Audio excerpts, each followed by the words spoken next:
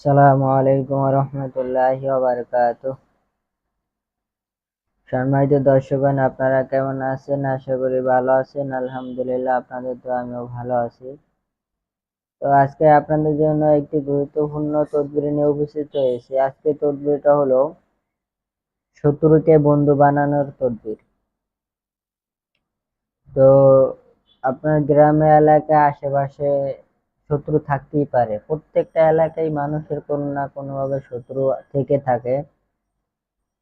তো আপনি যদি চান আপনার শত্রু বন্ধু হোক, আপনার ক্ষতি না করুক, শত্রু আপনার বন্ধুত্বে রূপান্তরিত হয়ে যাক, তাহলে এই ভিডিওটা আপনার জন্য।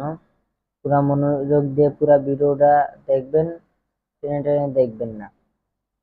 আর আমার এই তদবিরটা যদি ভালো লাগে অন্য ভাইদের উপকারের জন্য শেয়ার করে দিবেন এবং ভিডিওতে লাইক করে দিবেন, এবং তদবিরের ইজাজতের জন্য ভিডিওর নিচে কমেন্ট করে ইজাজত চেয়ে নেবেন, তাহলে আমি ইজাজত দিয়ে দিব।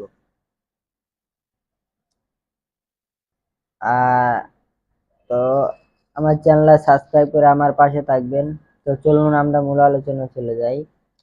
তো এখানে লেখা আছে শত্রু যদি কেউ তার শত্রুকে নিজের বন্ধু বানাতে চায়, তাহলে নিম্নের নকশা তাবিজ লিখে শত্রু ঘরে পুঁতে রাখবে। ইনশাআল্লাহ শত্রু বন্ধুতে পরিণত হবে। এই যে নকশাটা আপনারা দেখতে পাইতেছেন, এই নকশাটা আপনারা জাফরান কালি দেয়া সাদা কাগজে লিখবেন। লেখার পরে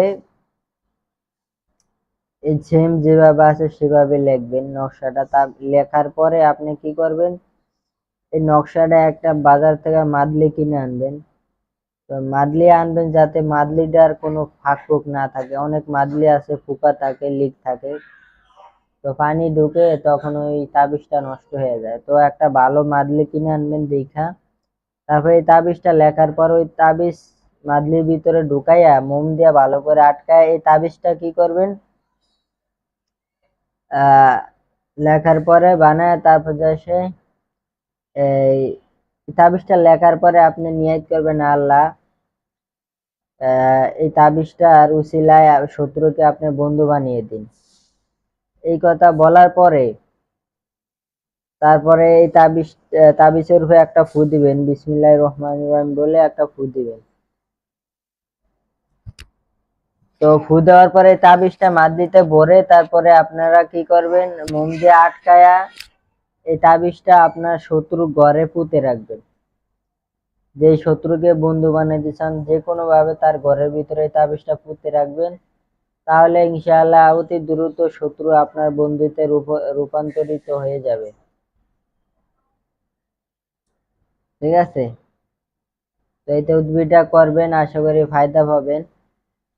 তো তদবির অনেকে বলে যে তদবির কাজ করে না, হ্যাঁ, কোনো উপকার পাই না।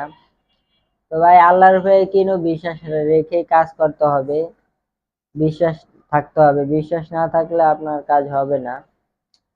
যে কোনো জিনিসেরই একজন মানুষের উপরে যদি আপনি বিশ্বাস না করেন, তাহলে তার সঙ্গে আপনি কাজ করে মজা পাবেন না। তেমন ক্ষেত্রে তদবির জগতে যদি যে কোনো জিনিস যদি আপনি এই তাবিজটা পোতার পরে মনে মনে নিয়ত করবেন যে ইনশাল্লাহ কাজ হয়ে গেছে, ঠিক আছে, এই নিয়ত করে কিছুদিন পরে দেখবেন যে শত্রু আপনার বন্ধুতে রূপান্তরিত হয়ে যাবে অতি দ্রুত।